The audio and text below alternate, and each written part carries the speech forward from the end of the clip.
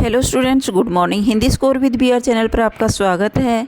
आज मैं आपके लिए लेकर आई हूँ हिंदी सब्जेक्टिव टेस्ट के लिए सहर्ष स्वीकारा के मोस्ट इम्पॉर्टेंट प्रश्नोत्तर आरओ भाग 2 का चैप्टर 5 काव्य खंड से लिया गया है, तो जिसके राइटर हैं गजानन माधव मुक्तिबोध। तो चलिए, पिछली वीडियो में हमने इसका कवि परिचय और सहर्ष स्वीकारा है कविता का सारांश पढ़ा था, और आज करते हैं इसके प्रश्नोत्तर।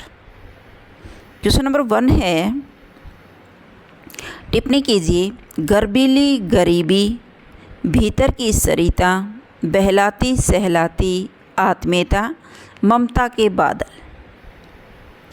गर्बीली गरीबी।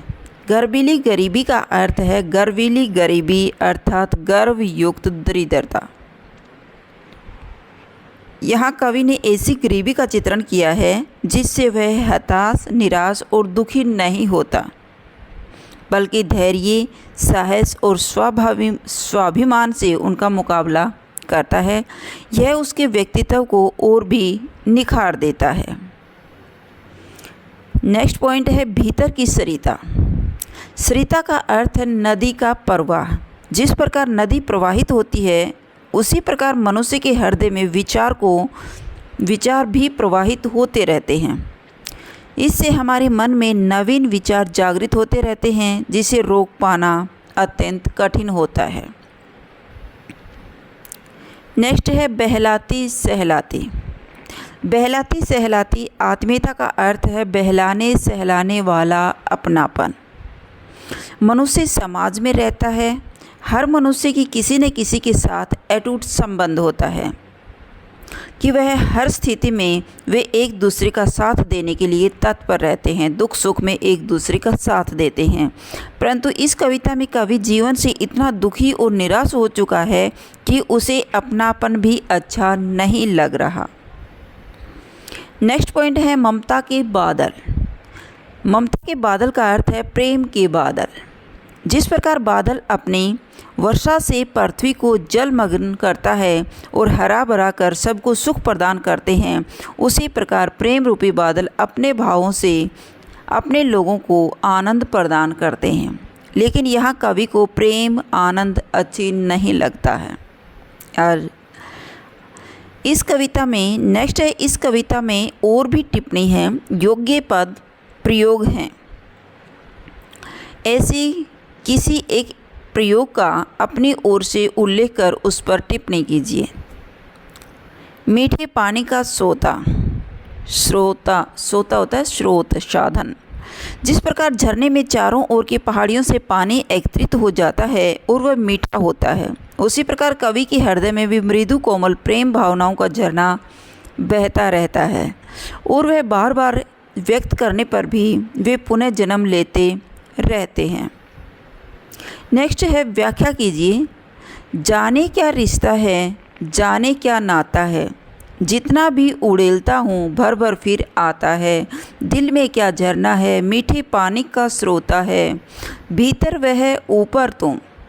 मुस्कुराता चांद जो धरती पर रात भर, मुझ पर त्यों तुम्हारा ही खिलता वह चेहरा है। उपर्युक्त पंक्तियों की व्याख्या करते हुए यह बताइए कि यहाँ चांद की तरह आत्मा का झुका चेहरा भूलकर अंधकार अमावस्या में नहाने की बात क्यों की गई है।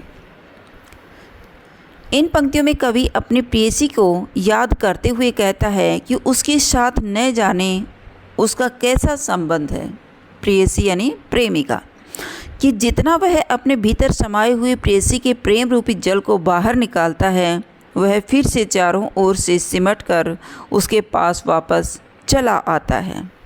कवि को यह देखकर ऐसे लग रहा है कि कहीं मेरे हृदय में प्रेम का कोई झरना तो नहीं बह रहा है, जो भाव खत्म होने का नाम ही नहीं ले रहे हैं, जिसका जल समाप्त होने को ही नहीं आता।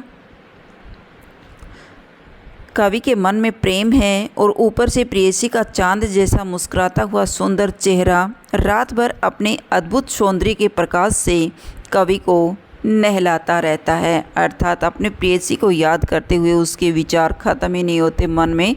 जिस प्रकार स्रोता का पानी बहता रहता है, उसी प्रकार उसे अपनी प्रेमिका के विचार उसके मन में उभरते रहते हैं। कवि चांद की तरह आत्मा पर झुका चेहरा भूलकर अंधकार अमावस्या में इसलिए नहाना चाहता है क्योंकि उससे प्रेयसी की यादें अब सहन नहीं होती हैं। ममता रूपी बादलों की मंडराती कोमलता भी उसके हृदय को पीड़ादायक लगती है। पीड़ादायक यानी कष्ट देने वाली। उनकी आत्मा कमज़ोर और शक्तिहीन हो गई है। नेक्स्ट क्वेश्चन है, तुम्हें भूल जाने की दक्षिण ध्रुवी अंधकार अमावस्या शरीर पर चेहरे पर अंतर में पालूँ मैं, झेलूँ मैं उसी में नहा लूँ मैं, इसलिए कि तुमसे ही परिवेष्टित आच्छादित रहने का रमणीय उजेला अब सहा नहीं जाता है। यहाँ अंधकार अमावस्या के लिए क्या विशेषण इस्तेमाल किया गया है और उससे विशेषी में क्या अर्थ जुड़ता है? तो चलिए, यहाँ अंधकार अमावस्या के लिए दक्षिण ध्रुवी विशेषण का इस्तेमाल किया गया है। इसके प्रयोग से अंधकार का घनत्व और अधिक बढ़ जाता है। कवि उसे अपने जीवन में धारण करके अपनी प्रेयसी के प्यार को बिल्कुल भूल जाना चाहता है। नेक्स्ट क्वेश्चन है, कवि ने व्यक्तिगत संदर्भ में किस स्थिति को अमावस्या कहा है?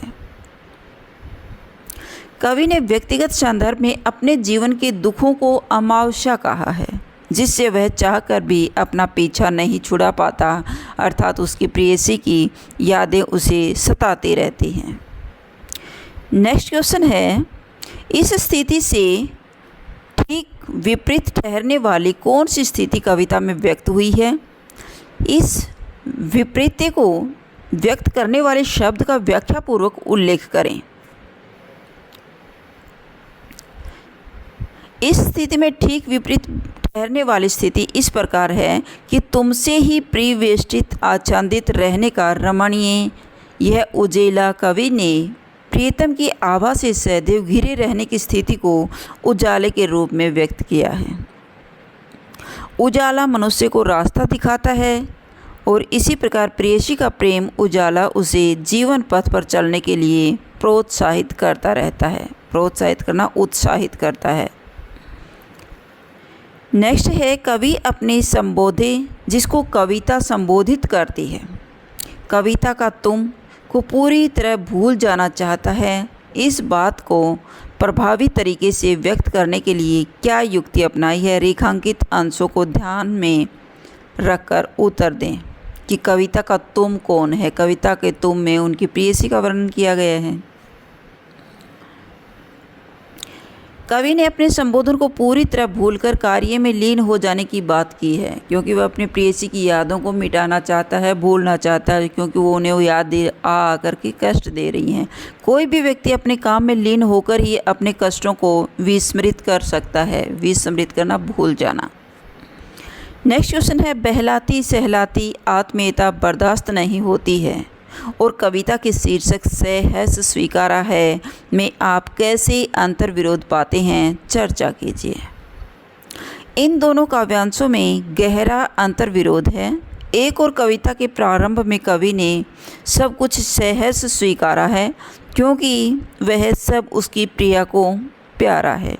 वही दूसरी ओर अपनी प्रेयसी का असीम प्यार, आत्मीयता, उसका बहलाना या सहलाना उसे बर्दाश्त नहीं हो पा रहा है। कवि अपने प्रेयसी की याद में यहाँ परेशान है, दुखी है और उन्हें अमावस्या के अंधकार की तरह अपने दिमाग से उनकी यादों को मिटाना चाहता है, क्योंकि वह बार बार उन्हें कष्ट दे रही हैं। तो ये थी आपकी सहर्ष स्वीकारा है कविता के मोस्ट इम्पोर्टेंट प्रश्नोत्तर, जिसके राइटर हैं गजानन माधव मुक्तिबोध। तो पिछली वीडियो में हमने इसकी समरी और प्रतिपादे और गजानन माधव मुक्तिबोध के कवि परिचय की जानकारी दी है, और इसमें सहर्ष स्वीकारा के मोस्ट इम्पॉर्टेंट क्वेश्चन है। अगर आपको मेरी वीडियो अच्छी लगी हो तो प्लीज़ लाइक कीजिए, शेयर कीजिए और सब्सक्राइब करना न भूलें। फिर मिलते हैं नेक्स्ट वीडियो में। Bye bye.